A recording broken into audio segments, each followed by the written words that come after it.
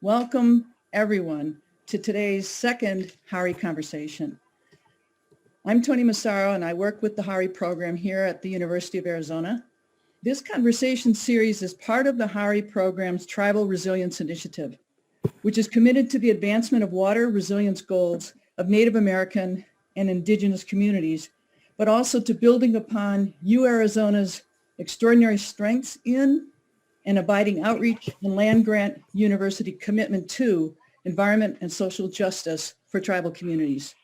The HARI program also is very proud to be part of the Arizona Institutes for Resilience, also called AIR. A word about this new coalition on campus. It's about collaboration, innovation, cross-disciplinary partnerships, and powerful outreach in an attempt to solve major resilience challenges and promote environmental and social justice for all. AIR is problem-oriented and it's solution-driven, and it seeks to make Arizona expertise related to resilience more accessible, more impactful, and more responsive to community needs. Within AIR, there are many people and programs who apply these principles to serve Native American and Indigenous communities' resilience needs in particular.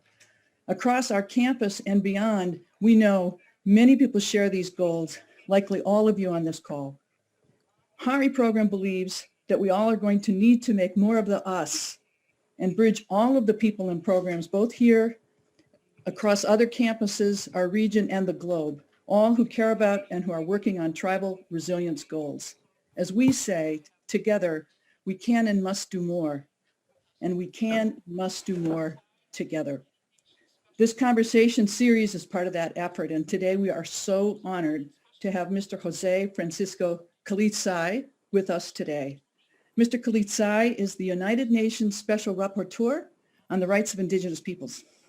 He was appointed Special Rapporteur on the Rights of Indigenous Peoples in March of 2020, and he took up the role on the 1st of May 2020 amidst staggering global challenges that have a disparate impact on Indigenous communities across the world.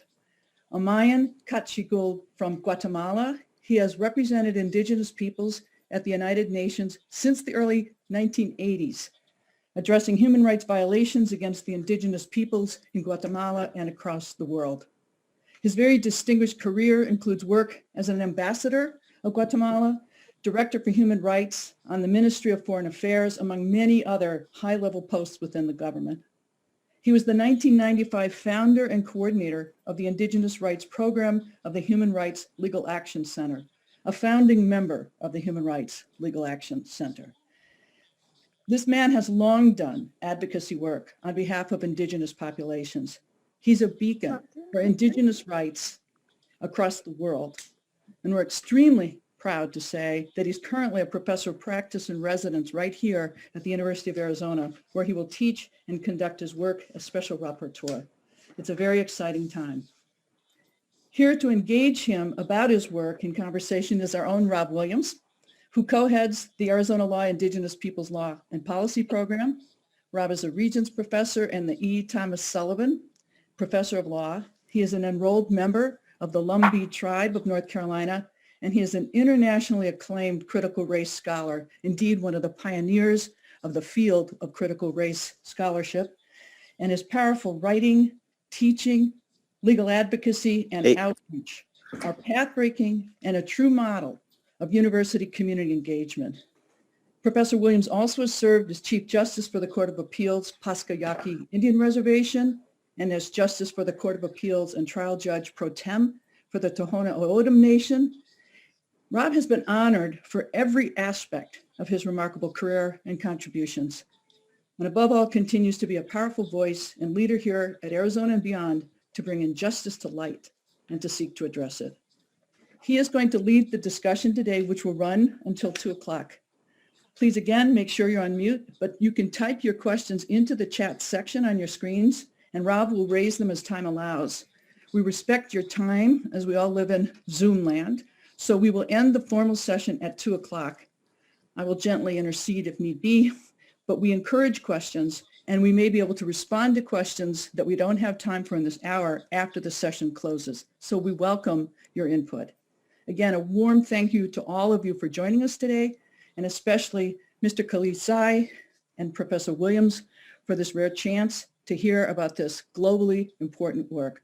HARI program is so proud to be part of and capable of, at least in some way, supporting the work of these brilliant people. Rob, I hand it over to you. Thank you, Tony, for that very gracious introduction. And thank you to the HARI program for sponsoring today's event. I'm truly honored to be able to moderate this conversation with the United Nations Special Rapporteur on the Rights of Indigenous Peoples and the newest member of the University of Arizona College of Law faculty, Francisco Calizai.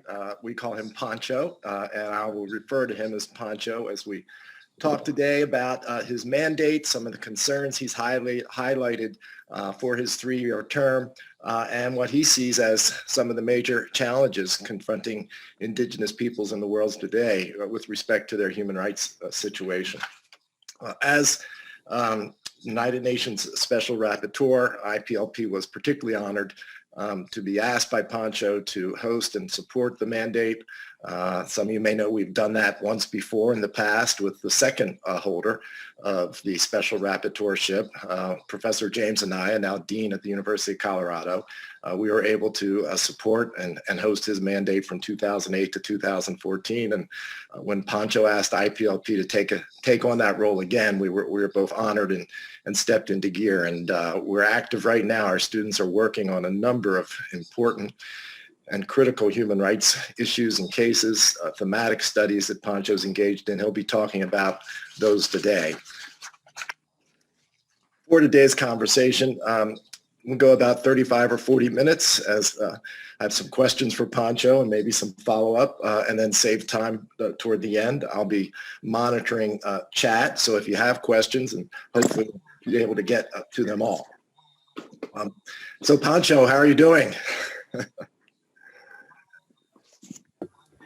Well, I think that I never realized that Tucson will be cold at night and warm on the daytime. So I have both weather here in Tucson. So I am just enjoying, because you know that I'm coming from Guatemala and the high mountains is very cold, but not as cold here. But anyway, I'm enjoying my staying here.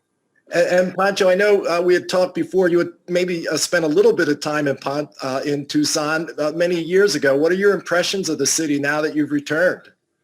Well, actually, the last time that I was here visiting Tucson was in the middle of 90s. So 25 years ago, that was a very small town that today I just don't recognize Tucson.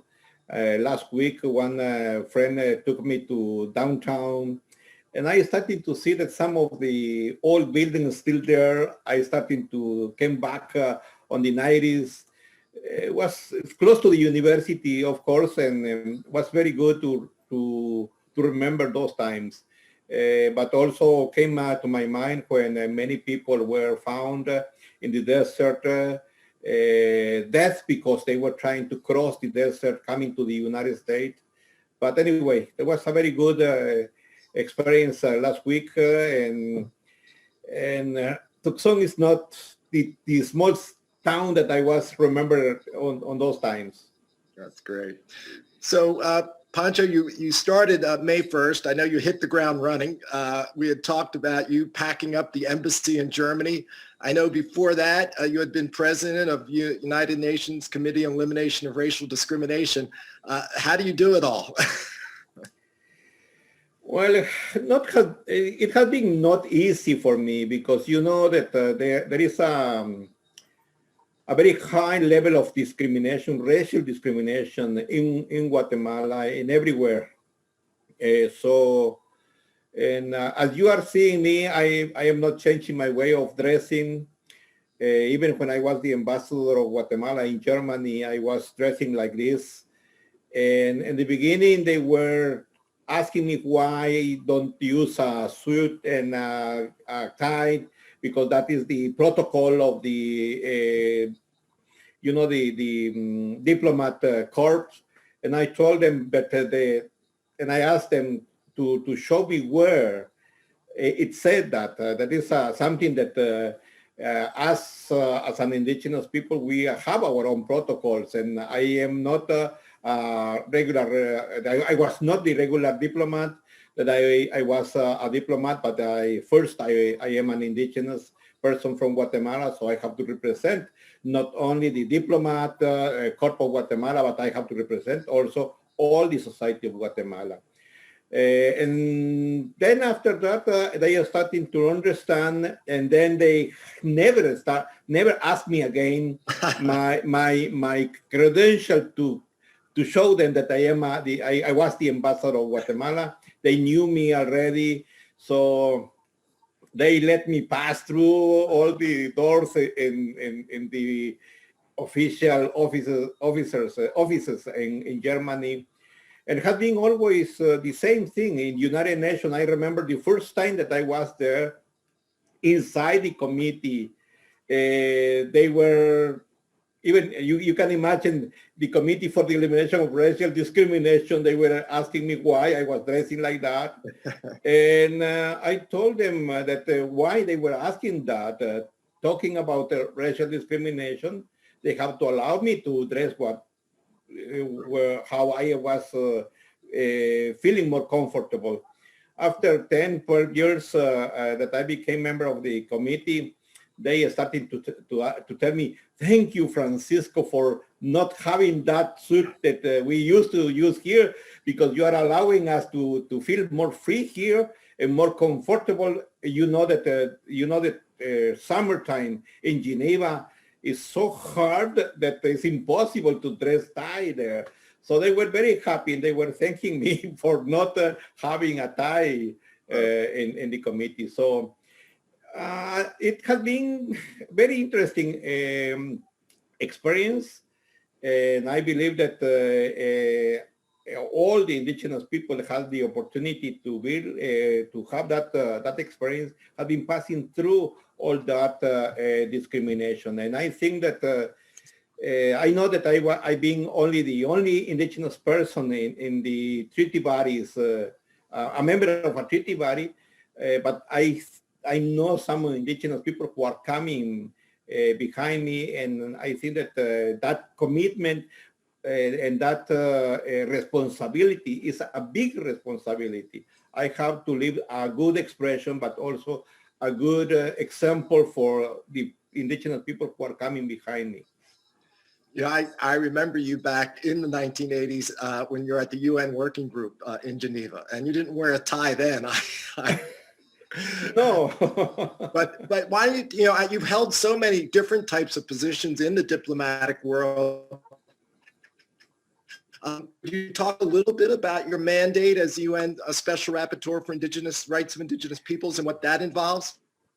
Okay, so first of all, I just wanted to say thank you to your program, to the International Human Rights Advocacy Workshop also, where Sheena Howard, Professor Howard, is leading that program. I know that Susan is also in the program. And you know that the mandate of the Special Rapporteur especially is in the frame of the accomplishment of what the Declaration of the Indigenous Peoples' Rights is said. But with the years, the representative of the state, they have to discuss among themselves how or what is going to be the mandate. And after, of course, the Special Rapporteur has to be involved on that discussion also. And after the consultation with the Permanent Forum and the expert mechanism and Indigenous Peoples Organization, and of course the state representative, we decide to have a special mandate for these 3 years, giving more importance or more importance to the situation of the indigenous peoples in Asia and Africa, but especially women, children, and elder people. But the situation, especially those people or indigenous people who are living the impact of the large-scale agriculture and deforestation, which is affecting indigenous people, right? Why? Because you know that those large-scale agriculture are taking away the land of indigenous peoples, also the big projects that they are trying to implement in indigenous people land, for example, construction of dams, construction of touristic complex. It's a very difficult time that indigenous people are living today, especially in the middle of the COVID-19 that has been affected, especially indigenous people who doesn't have the economical resources to confront COVID-19. And of course, it's not only negative issues that I have to see, I have to analyze also the good practices and lessons that that state had when they are trying to implement the Declaration of the Indigenous Peoples' Rights. There are many issues that are taking place. For example, this Friday, I will have a meeting with the Congress of Peru. It's a commission that is trying to implement a way of recognition of legal status for indigenous peoples, communities, and peoples as a peoples, because if they wanted to have for example, a donation from the international community, they cannot open a bank account because they have not been recognized legally as an indigenous people. So the law in Peru, they are asking them to have a number to be able to open a bank account. So that is something that is taking place in Peru, and it's a very interesting issue that is in a process that is taking place in this moment. So those are the things that I have to see, also to analyze, and to recommend some, for example, some issues that they can take in account, especially with another experience that probably had in the international community. I know you've been doing a lot of work on COVID-19. Can you talk about some of, particularly your recommendations? We know that the response of states has not been very good here in the United States. The response, I know you've criticized that along with some other special rapporteurs. Could you talk a little bit about what you've found out so far? What are some of the best practices and what are some of the big problems? Well, the best practices that I have seen in this process of recollecting information is what I have seen in Canada, New Zealand, Australia, and I believe in Ecuador and Bolivia, who they have been respecting the self-determination of indigenous people, of the so-called autonomy of the indigenous people. They call autonomy inside the state. So, and especially in New Zealand, they are taking in account indigenous people to be part of the preparation and also to confront COVID-19 and how they are going to recover from COVID-19. And they are taking account also the traditional medicine of the Maori people to confront the COVID-19. And that is something that is taking place also in other countries.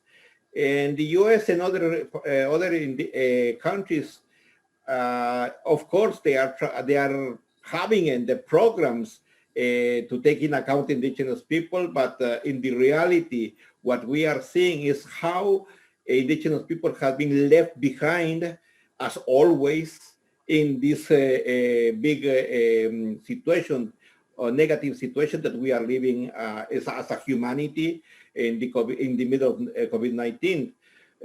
But what I'm seeing also is that there are some measures that government are taking, and they believe that only with economical aid they are going to support indigenous people. But from my point of view, is that as the Convention 169 ILO, from ILO, it's stated is that they have to take in account indigenous people from the beginning of the proposal or project that they're going to launch in their territory that is going to affect negatively or positively. So those specifically what I'm seeing is that they are not taking account from the beginning indigenous people, but also they are not consulting, they are not informing indigenous peoples. So that the things that we are criticizing, especially to the countries who are not doing or who are not taking into account indigenous peoples. Thank you. You know, pipelines are back in the news again, Pancho, and we've done, you know, here at IPLP with the prior UN Special Rapporteur work on criminalization of indigenous human rights defenders. And that's a problem all over the world, but it's a problem here in the United States as well, correct? Well, I think that the oil pipes are not only in the United States, it's international issue here in the United States because it's affecting with the, I believe that the new government took executive order to cancel the construction of the pipeline that was coming from Canada. But the thing is that there is another oil pipe that is inside the United States that is a national interest. Those are the things that I think that are affecting indigenous people. And as you know that unfortunately, when it's talking about natural resources, and it's a state natural resources, the state owns the natural resources, they are going to pass through indigenous people's land, and they are going to argue that is a national interest or a common interest that is going to affect or is going to benefit all the people. So that's why they don't have to consult with anybody. So I believe that that is something that is taking place in this moment. So it's going to be an issue. Of course, it's going to be an issue, but I believe with the new policy that is taking this government, I believe that it's going to be probably not 100% positive, but I am seeing a hope in the end of the tunnel, as we are always used to say. Thank you.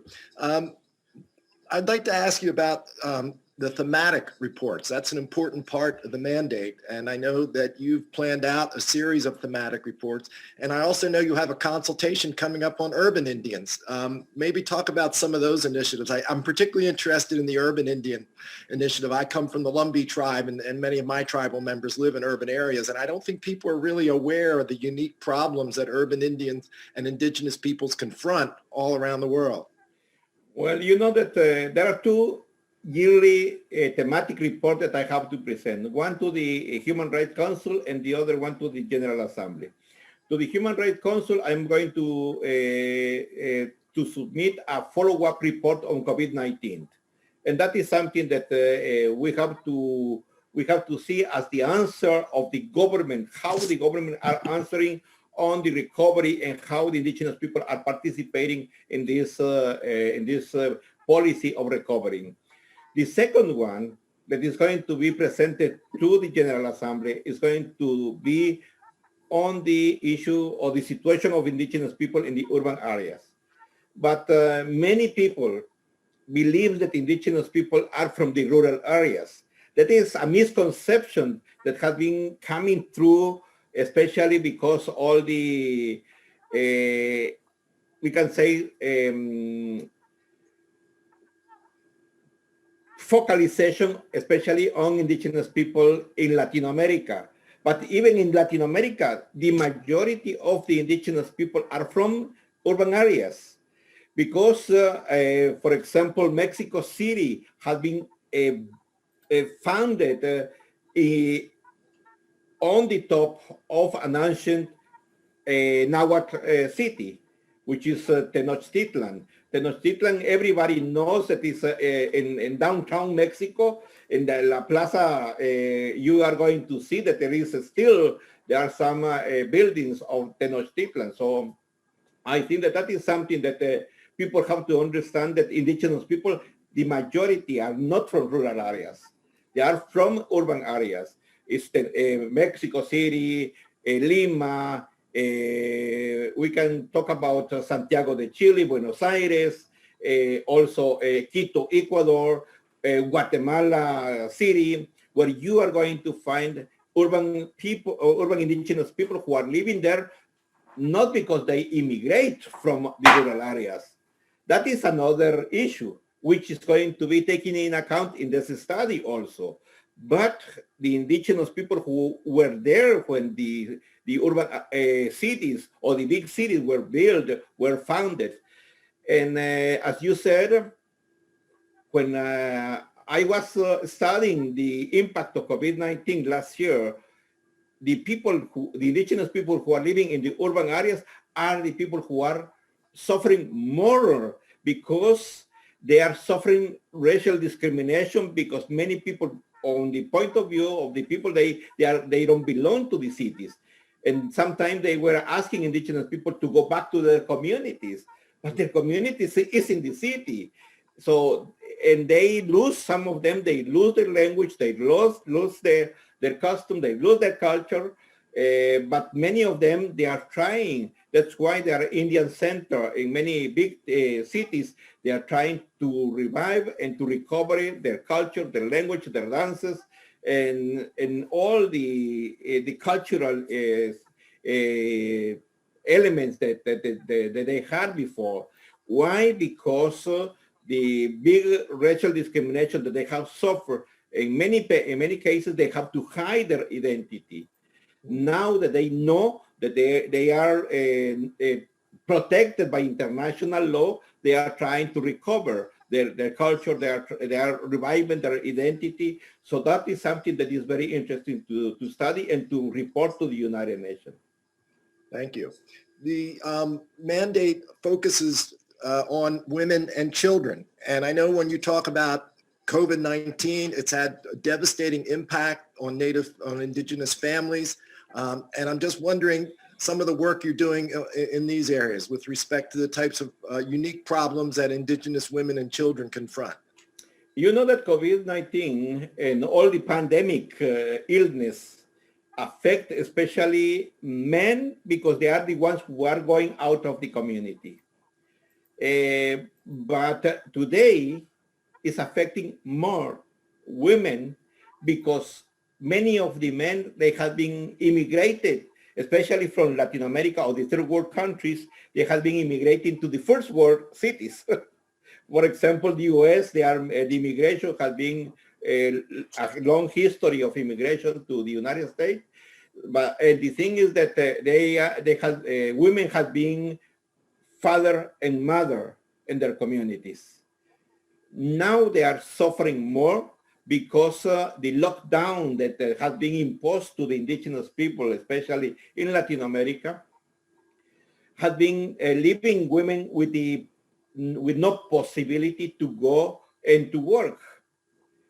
And also there are many issues that they are taking there, and they have been like the target of discrimination in many parts of Latin America because the misconception that the society had that indigenous people, we don't like to take a bath, that we are lazy, that we are, all the misconceptions that they had. And they are accusing indigenous women because their dress to be responsible of the spreading of COVID-19 because they suffer lack of how do you say the I don't know the word in English at this moment, hygiene. They don't like to wash their hands or to take a bath. So that's why they have COVID-19 with them. So they are, it's a very, how do you say, it's a very, not only painful, but it's very hard to believe that there's still that misconception on indigenous people. And also women has to stay in their houses because children, they are not receiving classes. Education, especially in the third world countries, and today is more like a privilege to either to be a right to the children to receive education, because as we are communicating today, education has been given by Zoom. But you know that the majority of indigenous people, they don't have these services. They don't have internet. It's hardly, sometimes they have a cell phone, but the cell phone is going to be only for emergency calls, and that's why they have prepaid cell phones, and they don't have internet services. And I had some example in Bolivia and also in Peru, where some of the children has to go to the highest mountains or the highest hill to receive the internet signal to receive their classes. And that has been made more difficult for children to receive their education. And that also has been forcing women to stay at home because, as I said, they are by themselves. And that's why they have to take care of their children because their husband or their mate, they are not living in the community. They are in the United States or they are in other part of the world working just to have some money to survive. So it's the difficulties that women are facing in this moment is very high, especially with COVID-19. Yeah, and again, having worked with Professor Anaya during his mandate and working with you, you point to the interconnected nature